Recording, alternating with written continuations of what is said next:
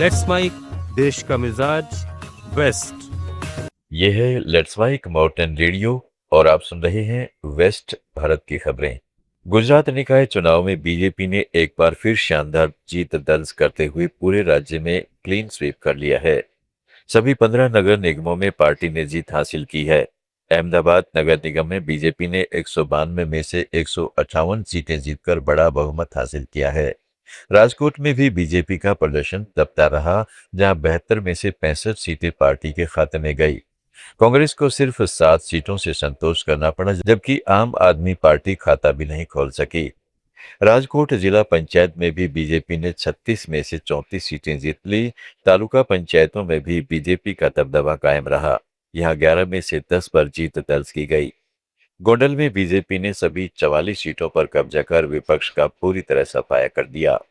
मुंबई के मीरा चाकूबाजी मामले में मुंबई को हमलावर जुबैर अंसारी के घर से आईएसआईएस से जुड़ी संदिग्ध सामग्री और आतंकी संगठन के संबंध जताने वाले नोट्स मिले हैं। इस मामले पर सीएम देवेंद्र फडणवीस ने कहा है, यह मामले सेल्फ रेडिकलाइजेशन का है। आरोपी के घर से आपत्तिजनक सामग्रियां बरामद हुई हैं। बता दें कि जुबैर ने 2 हिंदू सुरक्षा गार्ड्स का पहले नाम पूछा, धर पूछा और उसे जबरदस्ती कलमा पढ़ाने के लिए कहा। जब दोनों गार्ड से कलमा नहीं पढ़ पाए तो उन पर जानलेवा हमला कर दिया। राजस्थान के पूर्व मुख्यमंत्री अशोक गहलोत ने कहा है कि कांग्रेस सरकार ने महिलाओं और बच्चियों के मेंस्ट्रुअल हाइजीन के लिए उड़ान योजना शुरू की थी। उन्होंने सोशल मीडिया पर एक अखबार में छपी खबर साझा करते हुए सुप्रीम कोर्ट के उस फैसले का भी जिक्र किया, जिसमें स्कूलों में छात्राओं को मुफ्त सैनिटरी पैड देने की बात कही गई है। उन्होंने आरोप लगाया है कि भाजपा सरकार ने इस योजना को करीब 2 साल तक बंद रखा और अब इसमें भ्रष्टाचार किया जा रहा है। बच्चियों को घटिया गुणवत्ता के सैनिटरी नैपकिन दिए जा रहे हैं, जिससे संक्रमण का खतरा बढ़ सकता है। उन्होंने इसे महिलाओं के स्वास्थ्य से जुड़ा गंभीर मुद्दा बताते हुए सरकार से तुरंत उच्च स्तरीय जांच और दोषियों पर सख्त कार्रवाई की मांग की है। साथ ही अशोक गहलोत ने अपने जन्मदिन पर 3 मई को जयपुर में होने वाले समारोह को रद्द करते हुए कार्यकर्ताओं और शुभचिंतकों से अनुरोध किया है कि वे जयपुर न जाएं और अपने अपने क्षेत्र में ही सेवा कार्य करें। उत्तर भारत में रिकॉर्ड तोड़ गर्मी और लू चल रही है, जो आने वाले दिनों में और बढ़ने की उम्मीद है। उन्होंने लोगों से अपील की है कि वे अनावश्यक घर से बाहर न निकले, पशु पक्षियों के लिए पानी रखें और समाज सेवी अधिक से अधिक पेड़ लगवाएं। राजस्थान के भीलवाड़ा जिले में जयपुर के रहने वाले युवक का अपहरण करने के बाद उसे निवस्त्र कर पीटा गया। उसका वीडियो बनाकर सोशल मीडिया पर भी वायरल कर दिया गया। बताया जा रहा है कि पीड़ित ने समाज में बढ़ती नशाखोरी के खिलाफ आवाज उठाई थी।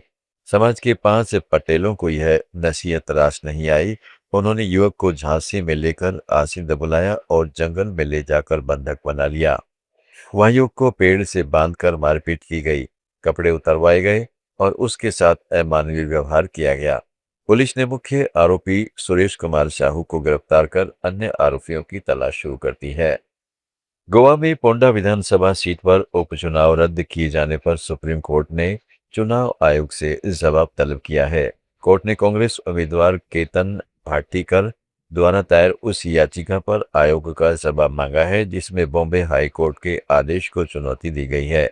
हाईकोर्ट ने ही पोंडा उपचुनाव को रद्द किया है। शीर्ष कोर्ट के जस्टिस विक्रम नाथ और जस्टिस संदीप मेहता की पीठ ने इस मामले की अगली सुनवाई 8 मई को तय की है।